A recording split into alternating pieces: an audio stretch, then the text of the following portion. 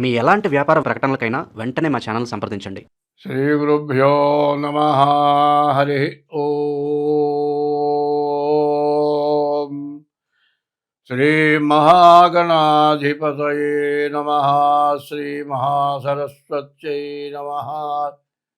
అస్మద్గురోః విద్యానందనాథ గురు చరణారవిందాభ్యాం నమో నమః.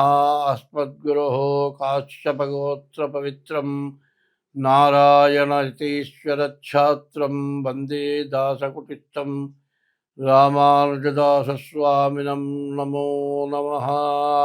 2026వ సంవత్సరం ఫిబ్రవరి నెల 11వ రాశి కుంభరాశి. ఈ కుంభరాశికి 6 సంవత్సరాల నుంచి ఏలినాటి అయిపోయింది. 6 సంవత్సరాలు అయిపోయింది. ఇంకా సంవత్సరంన్నర ఏలినాడు శని ఉంది. ఇది కుంభరాశికి ద్వితీయంలో శని ఉన్నాడు. ఈ శని ధనాధిపతి, ధనాన్ని రక్షిస్తాడు. ఇంతకుముందు అప్పులు చేసుకుని ఉంటే ఇప్పుడు మాత్రం అప్పులు ఖచ్చితంగా తీరుతాయి. ఈ రాశి వాళ్ళకి 2 గ్రహాలు బాగున్నాయి. శుక్రుడు, గురువు తప్పితే ఏ గ్రహం బాగలేదు. 8 గ్రహాల్లో మరి 2 గ్రహాలే బాగున్నాయి, 6 గ్రహాలు బాగలేవు. సరిగా చెప్పాలి అంటే కుజుడు, శని పూర్తిగా బాగలేరు. కుజుడేమో 12 ఉంటాడు, శనింట ద్వితీయంలో ఉన్నాడు, 2. శని కుజుల వల్ల చాలా కష్టాలు, నష్టాలు బాగా ఎక్కువగా ఉన్నాయి. నష్టాలంటే ఇదివరకు అంత కాదు. మీరు బాకీలు తీర్చడంతో చాలా కష్టపడతారు. మీరు వృత్తి ఉద్యోగాలు బాగుంటాయి. మీరు వృత్తిలో ఆదాయం బాగానే వస్తుంది. బాకీలు తీర్చడం వల్ల తినటానికి తిండికి కూడా ఇబ్బంది పడతారు. కట్టుకుండే గుడ్డకు కూడా ఇబ్బంది పడతారు.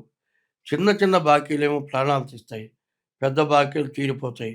ఇంతకుముందున్న పరిస్థితి ఏమిటంటే ఎంత ఆస్తులు అమ్మినా కూడా రూపాయికి పావలాలు తీర్చినా కూడా బాకీలు తీరవు. ఇప్పుడు ఆస్తి మొత్తం నిలుస్తుంది, బాకీలు తీరిపోతాయి, బయటపడుతున్నారు. మీరు ఇంతవరకు బతకగలిగారంటే పూర్వజన్మ స్కృతం అని చెప్పాలి. ఈ కాస్త కూడా కష్టంతో ఉంది. కాబట్టి ఈ రాశి వాళ్ళు పెళ్ళి కాని వాళ్ళకి పెళ్ళి అవటానికి అవకాశం ఉంది. పెళ్ళి చేసుకునేప్పుడు చాలా జాగ్రత్తగా జాతకం చూసుకొని పెళ్లి చేసుకోవాలి. జాతకం కలవకుండా నేను ప్రేమించాను, నేను పెళ్లి చేసుకుంటాను, ఎవరు చెప్పినా నేను వినను, మేమిద్దరం ఇష్టపడ్డాము, మీరెవరు చెప్పాల్సిన పని లేదు, నేను పెళ్లి చేసుకోవాలంటే పిల్ల నాకు ఇష్టం కావాలి, నువ్వు చెప్పిన పిల్లని నేను చేసుకుంటాను. ఎవరు పెద్దవాళ్ళు మా ఇష్టం వచ్చిన పిల్లని చూసుకోమంటలే, వాళ్ళు పిల్లని చూపిస్తారు, నీకు నచ్చితేనే చూసుకోమంటారు. 10 మంది పిల్లలను నీ ఇష్టమైన పిల్లని చూసుకోమంటారు. అట్లా కాకుండా నేను సొంతగా నిర్ణయం చేసుకున్నానంటే నువ్వు పుట్టిందరగాయతో పెళ్ళయ్యే వయసు వరకు నీ స్వతంత్రంగా బతికి పైకొచ్చావా? నిన్నింతవరకు పెంచి పెద్దవాళ్ళు చేస్తే నీకు అన్ని మార్గాలు చూపిస్తే పెళ్లి దగ్గర నీ ఇష్టమా? పెద్దవాళ్ళని నమ్మాల్సిన అవసరం లేదా? పెద్దవాళ్ళు ఇష్టాలు చూడాల్సిన అవసరం లేదా? పెద్దవాళ్ళ ఇష్టాలు పోతే పోయినాడు చేసుకో అంటారు. కానీ తేడా వస్తే నీ జీవితం భ్రష్టు పట్టిపోతుంది. వాళ్ళు ఇన్నాళ్ళ నుంచి బతికిన వాళ్ళు నువ్వు అన్నం పెట్టకపోతే బతుకుతారు. అన్నం లేకుండా చచ్చిన వాడు ఎవడు లేడు. అడుక్కొని తినైనా బతుకుతారు. కానీ నీవు ఉండవలసిన పద్ధతిలో నువ్వు ఉండాలి. నీవు పద్ధతి తప్పి తల్లిదండ్రులను వదిలేసి నేను ప్రేమించాను, నేను పెళ్లి చేసుకుంటానంటే ఆ స్త్రీ నీచ జాతి స్త్రీ నీకు ఖచ్చితంగా వస్తుంది. నీకు నీ భార్య కుదరదు. రేపు పొద్దున్న నీవు నీ భార్య విడిపోతారు. తల్లిదండ్రుల్ని కోల్పోతావు, నీవన్నీ కోల్పోతావు. ఏకాకి లోకరక్షక. కాకి 1000 ఏళ్ళు బతుకుతుంది, ఏం లాభం? దానికి మంచి ఏమన్నా ఉందా? రేపనే రోజు ఉందా? లేదు. కాకి బతికినట్టు 1000 సంవత్సరాలు బతకాలా? మరి 12 సంవత్సరాలే మరి ప్రహ్లాదుడు బతికాడు. మరి 12 సంవత్సరాలు ఎంత గొప్పవాడు అనిపించుకున్నాడు?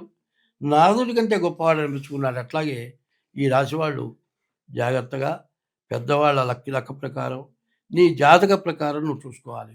నీ జాతక ప్రకారం నడుచుకోవాలి. నీ జాతకం ఎట్లా ఉందో చూడాలి.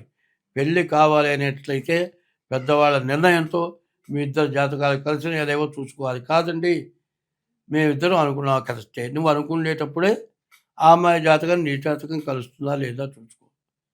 అది కుదిరిన తర్వాత నువ్వు పెళ్లి చేసుకో. అట్లా కాకుండా నా ఇష్టం నేను చేసుకుంటాను అన్నావు అనుకో, సరే చేసుకో.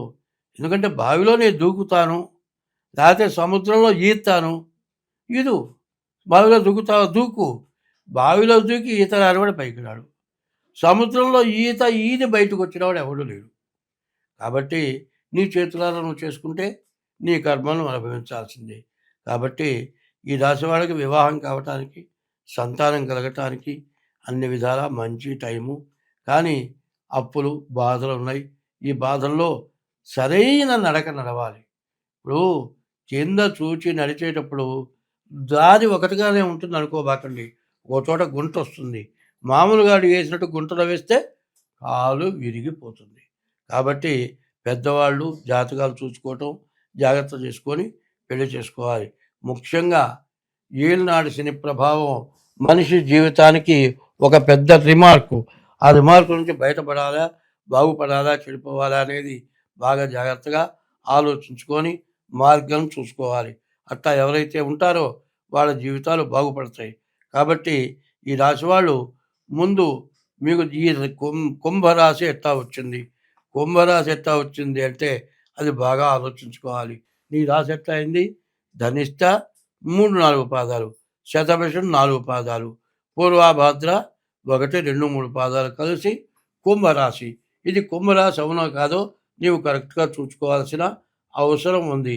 తర్వాత నీ దేని ఏదో పిలిచే పేరుని బట్టి ఇది కుంభరాశి అనుకోవటం కాదు. కరెక్ట్గా రాశి అవునా కాదా నిర్ణయం చేసుకోండి. ప్రతివాడు కూడా ఏదో పేరుని బట్టి రాశి అనుకొని నా జాతకం జరుగుతుంది అనుకోవటం చాలా తప్పు. పూర్తిగా తెలుసుకొని మీ జాతకం ప్రకారం నడుచుకోవాలి. ఈ రాశి వాళ్ళు ముఖ్యంగా మీ డేట్ ఆఫ్ బర్త్ ద్వారా మీ జాతకం చూపించుకోవటం చాలా అవసరం. ముఖ్యంగా ఈ రాశి వాళ్ళు ప్రతిరోజు శివాలయానికి వెళ్ళి శివుడికి ప్రదక్షిణ చేయండి. నవనావుల నా శనికి ప్రదక్షిణ చేయండి. శనికి నల్ల నువ్వులతో పూజ అభిషేకం చేయించుకోండి. నల్ల నువ్వులు దానం ఇవ్వండి. బియ్యపు రవ్వ, పంచదార కూడా కలిపి శివుల పుట్టలకు వేయండి. ఇట్లా చేతనైతే అన్నదానం చేయండి. ఇట్లా చేసినట్లయితే మీ జాతకంలో అన్ని విధాలా బాగుండటానికి అవకాశం ఉంది. ఇట్లా కనుక మీరు చేస్తేనే మీరు బాగుపడతారు. కానీ ఎన్ని చెబుతున్నాను చేస్తున్నానండి అంటే లోకుల్ని ముంచి డబ్బు సంపాదిస్తే మాత్రం నీవు ఎన్ని చేసినా బాగుపడవు. ధర్మంగా నువ్వు సంపాదించుకోవాలి. ధర్మబద్ధమైన బ్రతుకు బతకాలి. అధర్మమైన బ్రతుకు బతికి నాకు బాగాలేదు, అధర్మమైన బ్రతుకు బతికే వాడికి కావాల్సినంత డబ్బు వస్తుంది. వాడు అర్ధాయుష్యే, పావాయుష్యే, 25 ఏళ్ళకో 40 ఏళ్ళకో చేస్తాడు. వీడేమో సంపాదించి మనవాళ్ళు మునిమనవాళ్ళకి కావాలంటాడు. వీడు సంపాదించి వాడికి ఇస్తాడు. వాడు దురాశ, దుర్మార్గమైన అలవాట్లతో నిన్ను సర్వనాశనం చేస్తాడు. నీ వంశం అంతరించిపోతుంది. కాబట్టి ధర్మమైన మార్గంలో బతకాల్సిన అవసరం ఈ కుంభరాశికి ఉంది. కాబట్టి డేట్ ఆఫ్ బర్త్ ద్వారా జాతకం చూసుకోవటం చాలా మంచిది. స్వస్తి.